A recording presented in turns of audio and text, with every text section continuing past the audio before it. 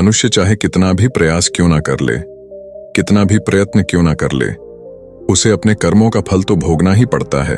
चाहे मनुष्य कितना ही प्रयत्न कर ले, लेकिन वह कभी अपने कर्मों से बच नहीं सकता।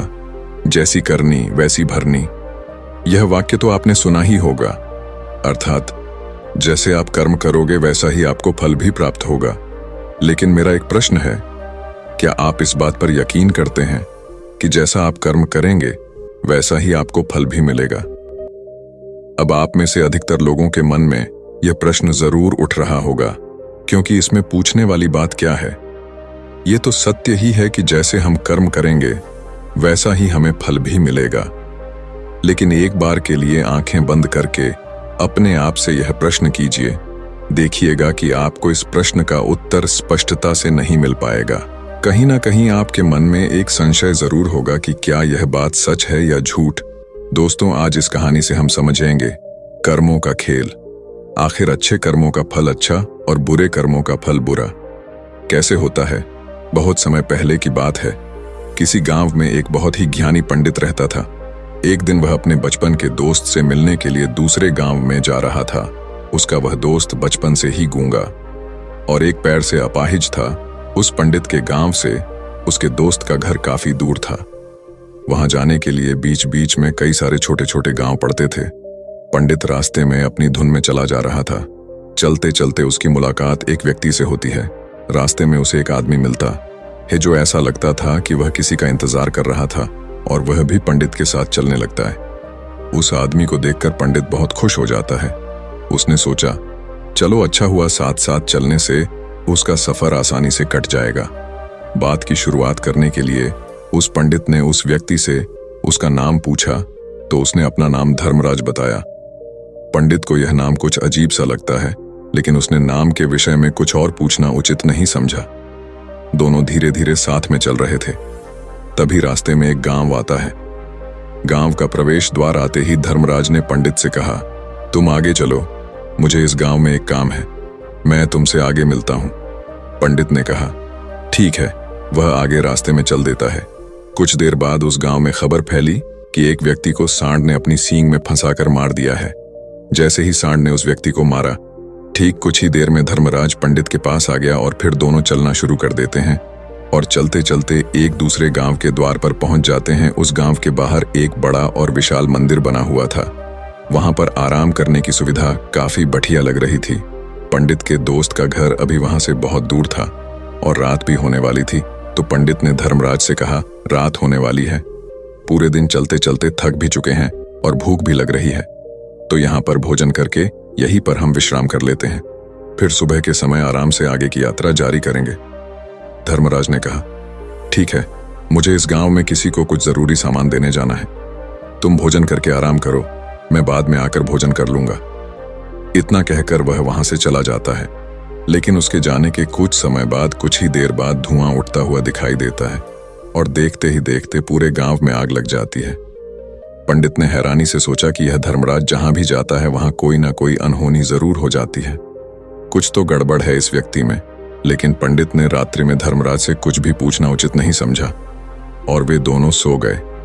सुबह होते ही दोनों फिर से अपनी यात्रा शुरू कर देते हैं। कुछ देर चलने के बाद रास्ते में फिर से एक गांव आता है। धर्मराज ने फिर पंडित से कहा, आप आगे चलिए, मुझे इस गांव में अपने मित्र से मिलने जाना है, मैं अपने दोस्त से मिलने के बाद आगे रास्ते में मिलूंगा।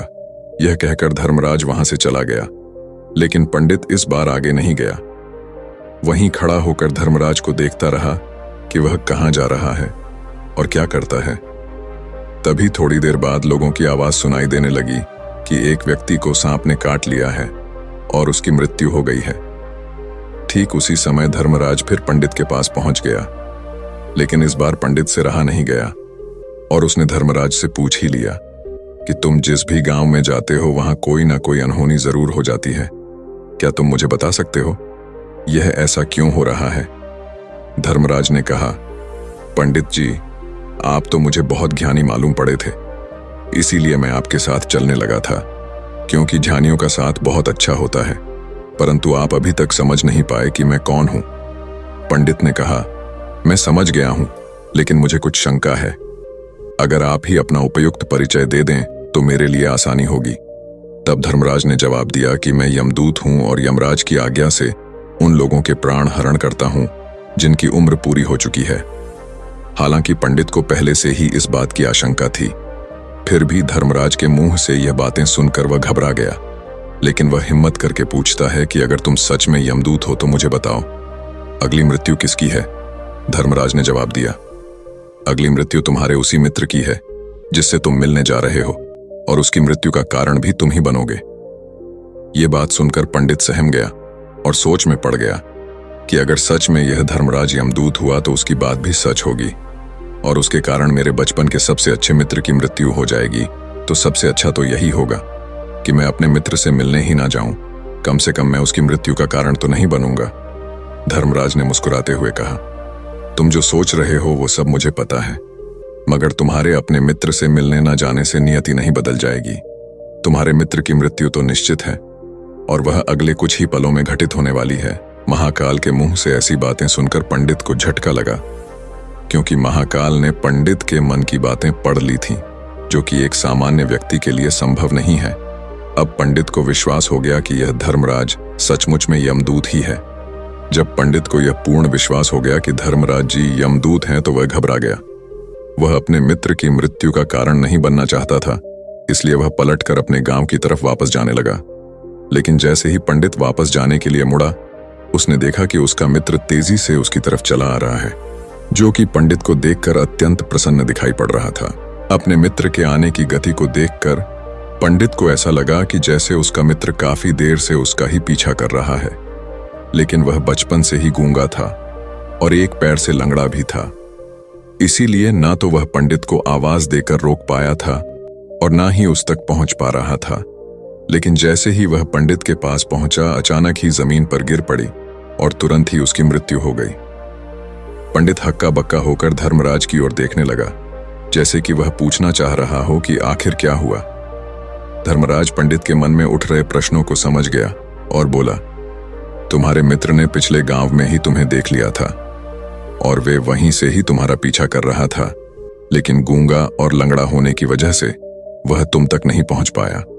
उसने अपनी पूरी ताकत लगाकर तुम तक पहुंचने का प्रयास किया, लेकिन बुढ़ापे में बचपन जैसी ताकत नहीं होती, इसलिए दिल का दौरा होने के कारण उसकी मृत्यु हो गई, क्योंकि वह तुमसे मिलने के लिए अपनी सीमाओं को तोड़कर तुम्हारे पीछे भाग रहा था। इसलिए अपने मित्र की मृत्यु का कारण भी तुम ही कहलाओगे। अब पंडित को पूर्णतः यह विश्वास हो गया था कि धर्मराज एक यमदूत है और उसका कार्य जीवों के प्राण हरना है। लेकिन पंडित एक ज्ञानी व्यक्ति था, वह यह भी जानता था कि मृत्यु पर किसी का वश नहीं है, सबको एक ना एक दिन मरना ही है। यही सोचकर उसने अपने आप को संभाल लिया। लेकिन अचानक ही पंडित के मन में अपनी मृत्यु के बारे में जानने की इच्छा हुई, इसलिए उसने धर्मराज से पूछा कि जब मृत्यु मेरे दोस्त की होनी थी तो तुम शुरू से ही मेरे साथ क्यों चल रहे थे? यह प्रश्न सुनकर धर्मराज जोर से हंसा और बोला, मैं तो हर पल हर क्षण सभी के साथ चलता हूं, किंतु लोग पहचान नहीं पाते, क्योंकि लोगों के पास अपनी समस्याओं के अलावा किसी और व्यक्ति, वस्तु या घटना के बारे में सोचने समझने या उसे देखने का समय ही नहीं होता। पंडित ने कहा, तो क्या तुम यह बता सकते हो कि मेरी मृत्यु कब, कहां और कैसे होगी? महाकाल ने कहा, हालांकि किसी भी सामान्य जीव के लिए अपनी मृत्यु के बारे में जानना ठीक नहीं है, क्योंकि कोई भी जीव हो या जानकर, वह अपनी मृत्यु के बारे में जानकर बहुत दुखी हो जाता है। हालांकि तुम जानी व्यक्ति मालूम पड़ते हो और तुमने जिस तरीके से अपने मित्र की मृत्यु को सहन कर लिया है, उसे देखकर लगता है कि तुम अपनी मृत्यु के बारे में जानकर भी दुखी नहीं होंगे। महाकाल ने कहा, तो सुनो, तुम्हारी मृत्यु आज से ठीक 6 महीने बाद आज ही के दिन किसी दूसरे राज्य में फांसी लगने से होगी, और सबसे हैरानी की बात तो ये होगी कि तुम स्वयं ही खुशी से उस फांसी को स्वीकार कर लोगे। इतना कहकर धर्मराज वहां से चला गया, क्योंकि अब धर्मराज के पास पंडित के साथ चलते रहने का कोई कारण न था। इसके बाद पंडित ने अपने मित्र के शरीर का अंतिम संस्कार किया और यथाशक्ति उसके क्रियाकर्म करके अपने गांव वापस आ गया। लेकिन कोई व्यक्ति कितना भी ज्ञानी क्यों ना हो, अपनी मृत्यु के बारे में जानकर दुखी तो होता ही है और मृत्यु से बचने का कोई ना कोई उपाय भी खोजता है। तो पंडित ने भी वही किया, क्योंकि पंडित विद्वान था, इसलिए उसकी पहचान उस राज्य के राजा तक थी। पंडित ने सोचा कि राजा के पास तो कई सारे ज्ञानी मंत्री हैं, वह मेरी मृत्यु से संबंधित समस्या का कोई ना कोई समाधान निकाल ही लेंगे। पंडित यही सब सोचता हुआ राज दरबार में पहुंच जाता है और राजा से सारी घटना के बारे में बताता है। राजा ने अपने मंत्रियों को सारी समस्या बताई और उनसे सलाह मांगी। अंत में सभी ने विचार विमर्श करके कहा, अगर पंडित की बात सही है तो उसकी मृत्यु भी 6 महीने बाद ही होगी, लेकिन मृत्यु तो तब होगी जब वह किसी दूसरे राज्य में जाएगा। यदि वह किसी दूसरे राज्य में जाए ही ना तो मृत्यु ही नहीं होगी। मंत्रियों की यह सलाह राजा को भी सही लगी। इसके बाद पंडित के रहने की सारी व्यवस्था महल में ही कर दी गई और राजा के आदेश के बिना उस पंडित से किसी को भी नहीं मिलने दिया जाता था। लेकिन पंडित कहीं भी आ जा सकता था ताकि पंडित को यह न लगे कि वह राजा की कैद में है, परंतु पंडित डर के मारे स्वयं ही कहीं आता जाता नहीं था। धीरे धीरे महीने गुजरते गए और पंडित की मृत्यु का समय नजदीक आने लगा और अंततः वह भी दिन आ गया जिस दिन पंडित की मृत्यु होनी थी। तो जिस दिन पंडित की मृत्यु होनी थी उसकी एक रात पहले पंडित डर के मारे जल्दी ही सो गया ताकि जल्दी से वह रात बीत जाए और अगला दिन आ जाए ताकि उसकी मृत्यु टल सके। यही सोचकर वह जल्दी सो जाता है, लेकिन पंडित को नींद में चलने की बीमारी थी और अपनी इस बीमारी के बारे में वह स्वयं ही नहीं जानता था। तो फिर राजा मंत्री या किसी वैद्य को इसके बारे में बताने का कोई प्रश्न ही नहीं उठता। पंडित अपनी मृत्यु को लेकर बहुत चिंतित था। वह पिछले कई दिनों से ठीक है, सो भी नहीं पा रहा था और नींद में चलने की बीमारी भी तभी होती है जब व्यक्ति ठीक से सो नहीं पा रहा हो। तो उस रात भी पंडित को नींद में चलने का दौरा पड़ा। वह उठा और महल से निकलकर अस्तबल में गया। क्योंकि पंडित राजा का खास मेहमान था, इसलिए किसी भी पहरेदार ने उसे नहीं रोका और ना ही किसी तरह की कोई पूछताछ की। अस्तबल में पहुंचकर वह सबसे तेज चलने वाले घोड़े की पीठ पर सवार होकर नींद में ही अपने राज्य की सीमा से बाहर दूसरे पड़ोसी राज्य में चला गया। इतना ही नहीं, वह दूसरे राज्य के राजा के महल में पहुंच गया। उस महल के पहरेदार ने भी उसे नहीं रोका और ना ही कोई पूछताछ की। सभी लोग रात्रि का अंतिम प्रहार होने के कारण गहरी नींद में थे। वह पंडित सीधे राजा के सैन्य कक्ष में पहुंचा, जहां राजा और रानी सो रहे थे। वह पंडित वहीं जाकर सो गया। सुबह हुई तो राजा ने पंडित को रानी के बगल में सोया हुआ देखा तो राजा बहुत क्रोधित हो गया। राजा ने पंडित को कैद करने का आदेश दे दिया। पंडित गिरफ्तार हो गया, लेकिन पंडित तो भौंचक्का था। उसे तो कुछ समझ नहीं आ रहा था कि आखिर वह दूसरे राज्य में और राजा के सैन्य कक्ष में कैसे पहुंचा। लेकिन वहां उसकी यह सब सुनने वाला कोई नहीं था। अगली सुबह राजा ने पंडित को दरबार में पेश करने का आदेश दिया। कुछ देर बाद उस पंडित को दरबार में लाया गया। पंडित को देखते ही राजा इतना बबूला हो गया कि उसे फांसी पर चढ़ा देने का हुक्म सुना दिया। फांसी की सजा सुनकर पंडित कांप गया, लेकिन फिर भी थोड़ी सी हिम्मत जुटाकर राजा से बोला, महाराज, मैं नहीं जानता कि मैं राजमहल तक कैसे पहुंचा। मैं यह भी नहीं जानता हूं कि आपके सैन्य कक्ष तक मैं कैसे आया और आपके महल के किसी पहरेदार या सैनिक ने मुझे रोका क्यों नहीं। लेकिन मैं इतना जरूर जानता हूं कि आज मेरी मृत्यु होनी थी और वो होनी भी जा रही है। राजा को यह बात थोड़ी अजीब लगी। उसने पंडित से पूछा, तुम्हें कैसे पता कि आज तुम्हारी मृत्यु होनी है? राजा के इस प्रश्न के जवाब में पंडित ने पिछले 6 महीने का सारा वाक्य राजा को सुना दिया और बोला, महाराज, मेरा क्या किसी भी सामान्य व्यक्ति में इतना साहस नहीं कि वह राजा के सैन्य कक्ष में राजा की उपस्थिति में रानी के साथ सो जाए। राजा को पंडित की बात में थोड़ा तर्क दिखाई पड़ा, परंतु उसने सोचा कि यह मृत्यु से बचने के लिए धर्मराज और उसके द्वारा अपनी मृत्यु की भविष्यवाणी की कहानी बना रहा है। इसलिए राजा ने पंडित से कहा, यदि तुम्हारी बात सत्य है और आज यह तुम्हारी मृत्यु का दिन है जैसा कि यमदूत धर्मराज ने तुमसे कहा था, तो आज तुम्हारी मृत्यु का कारण मैं नहीं बनूंगा।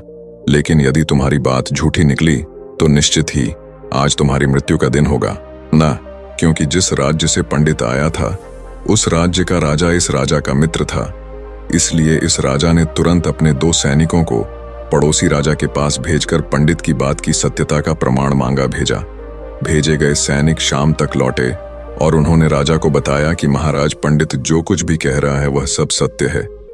पड़ोसी राज्य के राजा ने पिछले 6 महीने से पंडित के रहने की सारी व्यवस्था अपने ही महल में कर रखी थी। पंडित राजा का खास मेहमान था। कल शाम राजा आखिरी बार पंडित से उसके कक्ष में मिले थे और उसके बाद यह इस राज्य में कैसे पहुंच गया इसकी जानकारी किसी को भी नहीं है। इसलिए उस राज्य के राजा के अनुसार पंडित को फांसी की सजा देना ठीक नहीं है। लेकिन राजा के सामने एक नई समस्या थी, क्योंकि उसने बिना पूरी बात जाने ही पंडित को फांसी की सजा सुना दी थी। इसलिए अगर पंडित को फांसी नहीं दी जाती तो राजा के वचन का अपमान हो जाएगा। लेकिन अगर राजा की बात का मान रखा जाए तो बेवजह ही एक निर्दोष व्यक्ति की मौत हो जाएगी।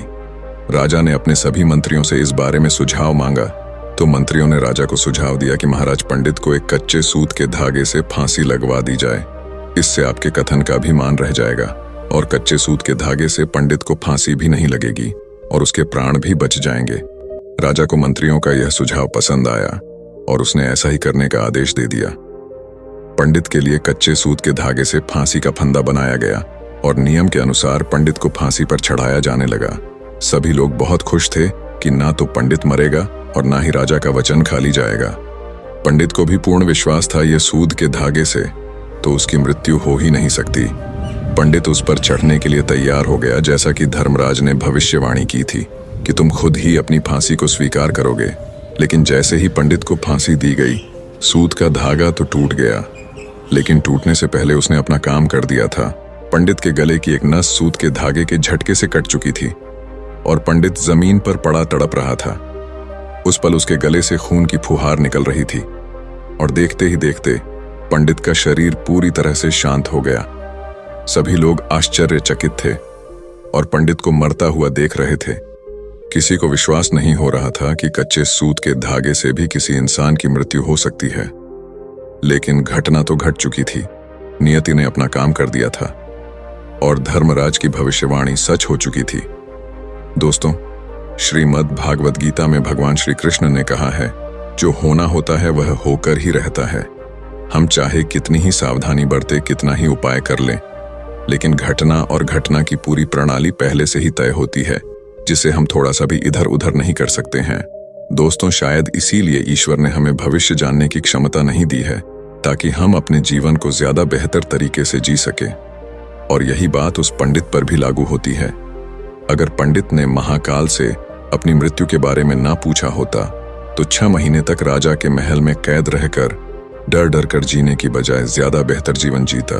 दोस्तों, आपने आज के इस वीडियो से क्या सीखा वह मुझे आप कमेंट में बता सकते हैं। इसी के साथ में उम्मीद है कि आपको आज की वीडियो पसंद आई होगी, तो इस वीडियो को उस इंसान को शेयर करें जिससे यह कहानी सुनने की जरूरत है और उसी के ठीक बाद चैनल को सब्सक्राइब करें। तो चलिए फिर मिलते हैं ऐसी एक और नई वीडियो में एक नए मैसेज के साथ। तब तक के लिए अपना ख्याल रखें। धन्यवाद और नमो बुद्धाय।